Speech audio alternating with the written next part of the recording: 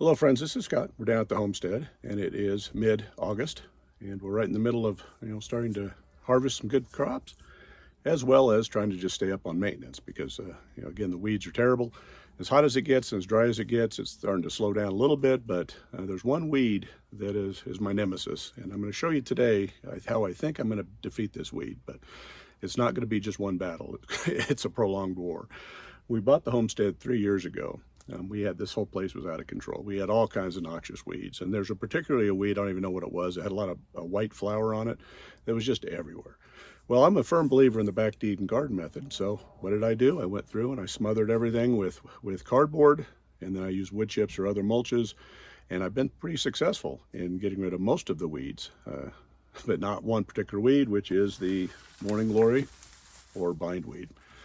Now, one thing I can definitely tell you, and this is 100% certainty, the backdeed and garden method using mulch is not effective in controlling bindweed, okay? You can control a lot of things, but yeah, not bindweed. We're gonna have to do something a little different. So I'm gonna have to do something that I did not want to do, but I'm gonna show you how I'm gonna eliminate, or at least limit the amount of, I'm talking about chemicals here, the amount of chemicals I'm gonna use to get rid of bindweed, because you do have to use chemicals. There's just, I'm sitting here and I'm going to show you a video of pulling these weeds, and it's just, all you're doing is breaking them off and they're just going to resprout.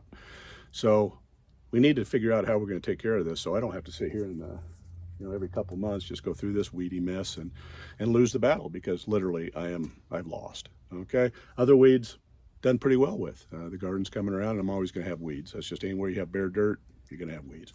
But bindweed does not, you cannot get rid of it with ground suppression alone.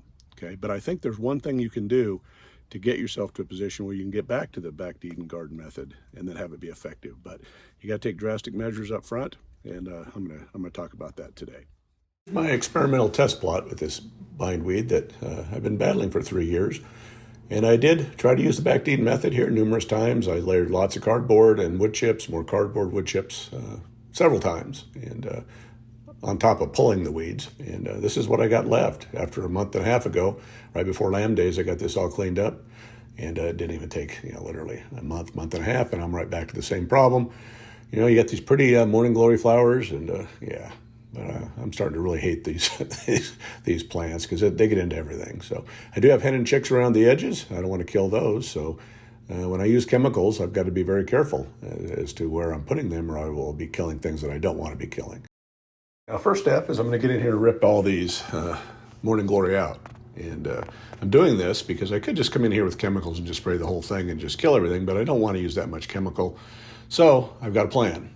And my initial plan is just to do what I've been doing. It's just to get in here and give the bindweed a little bit of a setback for a couple weeks. But in that time, I will see exactly where it's coming back up, and then I can use some topical sprays in a limited amount, so that I can just kill the bindweed that is there. And if I can get this whole area killed, then maybe I can suppress the seeds of the bindweed, so they won't grow again. But I don't know. It's going to be a continued experiment. And again, in 3 years I've been battling this, and I've lost. Clearly. Well, I did find some friends while I was pulling the weeds, so it reminds me that I need to do a little spraying, because we got some pretty good spiders down here. But so there's about half the bed weeded, and again, it took me a half hour to do that probably. But I don't mind doing it. It's just that it's just futile. Okay, so I spent an hour or so weeding this part of my garden. I still don't know what I'm going to do with in the front of my house. Might be raised beds with herbs. I'm thinking that might be it, but I don't know. But yeah, you see, I pulled a little bit of bindweed, and that's just from this one area. So one thing they're going to enjoy it is the chickens. They love eating bindweed, so I hope I'm just not spreading seed throughout my yard, but I feed it to them. And again, I'm going to wait a few days, and there's going to be tons of these coming back. But you need enough foliage to get the spray on them. But I'm going to wait till a couple days. I'm going to see what grows back, and then I'm going to show you what I'm going to do. Like I say, I do not like to use weed and grass killers, but I'm fed up. And I am going to use a little bit of this in the trees too, as I get those cleaned out again, because I'm tired of those rings. But to help with the trees, I'm just going to go ahead and use a weed and feed, which I've yet to use this year because I've always wanted to use the grass clippings to make compost. Well, if you watch my videos, I ran out of brown material pretty much in May. So I don't have the brown material to make compost. So I'm going to go ahead and start using some of this weed and feed, and then just using the grass clippings that I get in pathways and things. So they're not going to be in permanent garden beds, because I'm getting pretty much to the point where I know where I want my garden beds. So, but anyway, first step though is we're going to use some Roundup. We're just going to spray where they're popping back up, and I'm going to try to kill these bindweed. Okay. Once the bindweed's killed, what my goal is to do is to then fully suppress this area, with more cardboard or leaves or wood chips or whatever, so that, if there's no bindweed underneath, then hopefully that's a way that I can get back to the backdeeding method and have those wood chips actually do the job. Because if there's nothing underneath the sprout, then maybe they'll stop the germination process. I'm not sure yet. But anyway, we're going to get into some spraying. I have the old Roundup figured out. It's got a little place in the handle that you pull a little tab, and it has batteries, and so that's how you power up your sprayer. But all you do is you find your weed, and you just use your little cone, especially if you're going to be in areas, and just spray those weeds. And that's what I'm going to do. I'm going to wait and see what happens with that. But yep, that's as hard as it is, but I'm going to have to do that for several days, if not a week or two, just to make sure that I kill as much of this bindweed, or all of it, as I can.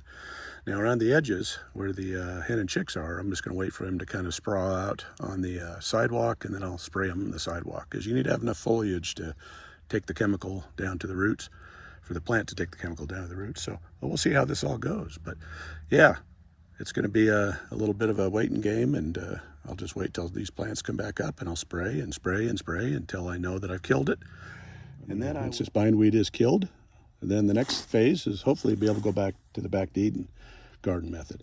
Now remember, I've already done this with this bed here, and it failed. So I initially put several layers of cardboard down, several layers of wood chips, and it defeated the other weeds, but it did not defeat bindweed. So if I can kill the bindweed with the chemical, which I think I can, then the next phase is going to be, again, just put down your cardboard, okay, and then you're going to want to get your wood chips or whatever, and then you're just going to then start doing the backdeed method, and see if having them killed them up front we'll get this so that we can get back to that and that form. And again, 6 to 8 inches of mulch will probably suppress most everything. But again, I don't know, if I get a base layer of dead bindweed, then I can hopefully get back to not using chemicals.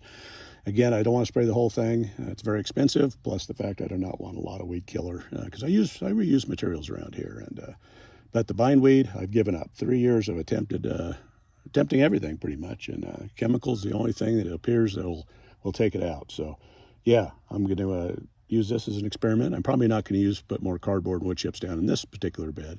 I'm just going to spray the weeds as they come up, and hopefully kill it, because I still have pretty good layers of wood chips here. I could always add to it, but I don't have any wood chips right now, so we're going to see what I do. But yeah, stay tuned in the future, and I'm going to show you how it worked. But I know weed killer does kill bindweed. That's the only thing I know is the true thing. So unfortunately, I don't think you can kill bindweed without a weed killer of some sort.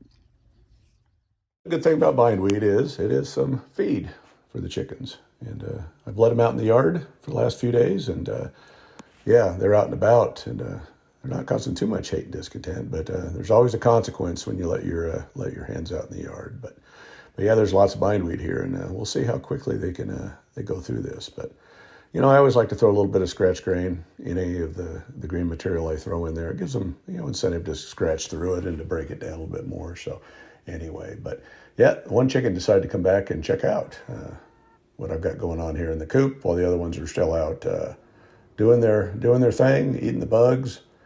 And unfortunately, you'll see a little damage here as they've got into my crookneck squash. So yeah, you got to sacrifice a few things when you have chickens. Well, thanks for watching this video. If you like what you see, please hit that subscribe button, like, share, and comment. Thank you.